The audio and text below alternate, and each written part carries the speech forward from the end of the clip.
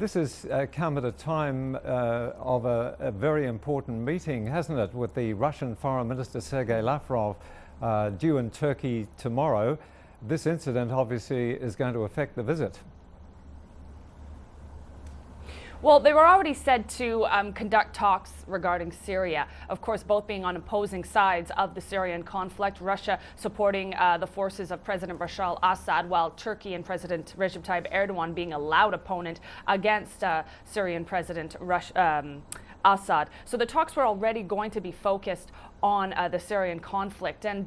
But the strain over that has mounted quite substantially over the last few weeks, particularly as Russian airstrikes have been increasing over this Latakia area and an area called Turkmen Mountain.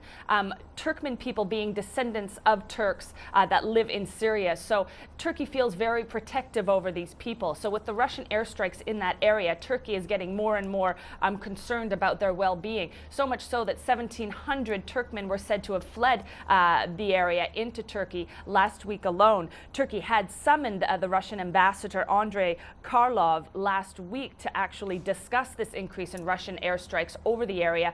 Turkey and the Prime Minister Ahmet Davutoglu says that there are no ISIL insurgents in this area, so there is no need to be targeting this area. However, Russia holds the position that any rebel that's fighting against President Bashar al-Assad is deemed as a terrorist. So there's clearly a very difference in opinion there, and great strains on bilateral relations.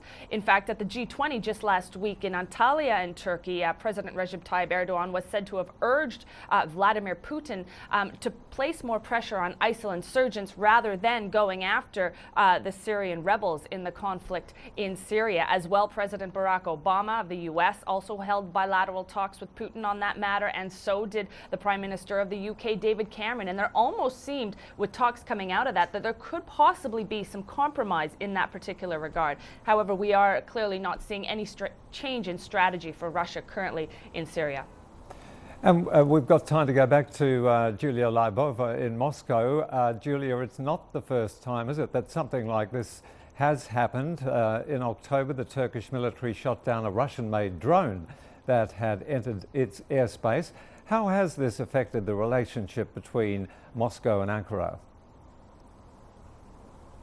Well, this latest incident is certainly likely to put a further strain on Russian-Turkish relations. If we go back to the start of Russian airstrikes campaign in Syria, and in early October there were at least 2 other incidents when Russian jets violated Turkish airspace. And after one of them, Russia apologized and said that it was due to bad weather. And with both of them, Russian ambassador in Turkey was summoned and given a warning, and Russia had tried to play down both of those incidents. But it's difficult to see how this latest incident involving this Su-24 jet will be, how will the 2 sides be able to play down this time?